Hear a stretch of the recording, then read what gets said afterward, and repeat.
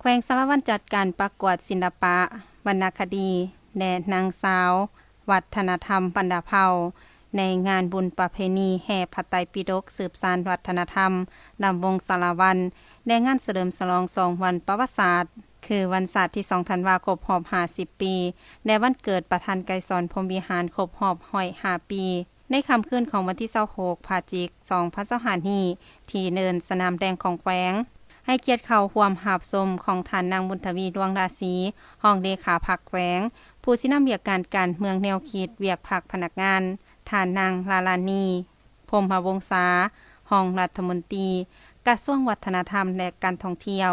ท่านทองดีจันทวงศ์คณะประจำพรรคแขวงประธานในราชสังสาสตร์แขวง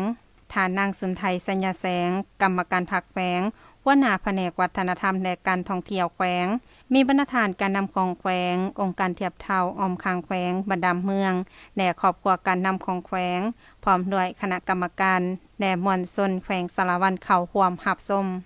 ท่านนางสุนไทยสัญญาแสงได้กล่าวเปิดงานและให้พูดถึงจุดประสงค์ของการจัดงานในครั้งนี้ว่าเพื่อเป็นการต้อนรับ2วันประวัติศาสตร์เคียงคู่กับการส่งเสริมวัฒนธรรมที่เป็นมรดกของศาสตร์และของท้องถิ่นที่เป็นวัตถุและนามธรรมทั้งเป็นการจัดตั้งพันธุ์ขยายแนวทางนโยบายของภาคแผนพัฒนาเศรษฐกิจสังคมของภาครัฐเป็นต้นแม่นแผนแพร่ของบรรดาเผ่าจังหวะบทฟ้อนสารวันเพื่อเป็นการส่งเสริมพรสวรรค์พรแสวงความรู้ความสามารถของชาวหนุ่มเยาวชนคนยกใหม่ใส่ใจวัฒนธรรมเพื่อสอกหาบุคลากรทั้งด้านวัฒนธรรมฉะนั้นการจัดงานในครั้งนี้แม้นมีหลายกิจกรรมก็คือในวันที่26พฤศจิกายน2025แม่นประกวดนางสาววัฒนธรรมบรรดาเผ่าวันที่27พฤศจิกายน2025ประกวดบทฟ้อนวันที่28พฤศจิกายน2025เป็นงานราตรีสโมสรหารายได้ของผู้ประกอบการสัมปทานโดยวงดนตรีเทพพรไซ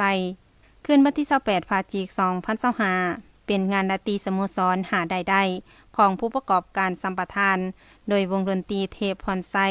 ที่มาจากแขวงสวรรณเขตคืนวันที่29พฤศจิกายน2025จะได้รับชมเรื่องต่อกรจากคณะบ่าวลูกแคนแม่นศิลป์และคืนวันที่30พฤศจิกายน2025ประกวดนักร้องเสียงดีหมอลำเสียงม่วนนอกนั้นก็ได้มีการประกวดรูปแต้มและกาบกรเกี่ยวกับ2วันประวัติศาสตร์อีกด้วยสำหรับการประกวดนางสาววัฒนธรรมบรรดาเผ่าในครั้งนี้มีผู้เข้าร่วมประกวดทั้งหมด20น้องนางสาวที่มาจากบรรดาเมืองและภาคส่วนต่างๆภายในแขวงเข้าร่วมประกวดซึ่งสุดอาภรณ์เพศที่นางสาวใส่ประกวดในครั้งนี้แม่นสุดเผ่าต่างๆที่นอนใน10ชนเผ่าของแขวงสารวันเช่นสุดเผ่าตะโอยเผ่ากะตางเผ่าปะโกลาวลุมสุดผู้ไทยและอื่นๆผ่านการประกวดนางสาววัฒนธรรมบรรดาเผ่าผู้ที่ได้รับชนะเลิศอันดับ1ได้เป็นนางสาววัฒนธรรมบรรดาเผ่าประจำปี2025แม่นนางสาววลัยลักษณ์อินทาสิทธิ์โดยแม่นบริษัทอินทาสิทธิ์ส่งเข้าประกวดมาในสุดเผ่าตะโอยได้รับมงกุฎและเงินรางวัลจำนวน10ล้านกีบห้องอันดับ1แม่นนางสาวทิพกรโบภาทามาในสุดชนเผ่าตะโอยโดยแม่นโรงเรียนมส.สารวันส่งเข้าประกวดได้รับรางวัลเงินสดจำนวน5ล้านกีบห้องอันดับ2แม่นนางสาวพุทธสรพิมพ์นุ่นบริษัทลาวโทรคม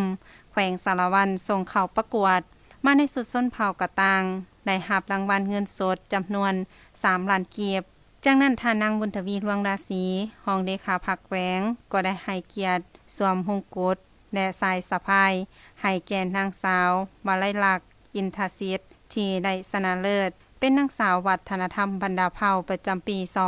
2025บรรดาทานการนำก็ได้ให้เกียรติมอบรางวัลอื่นๆตามลำดับ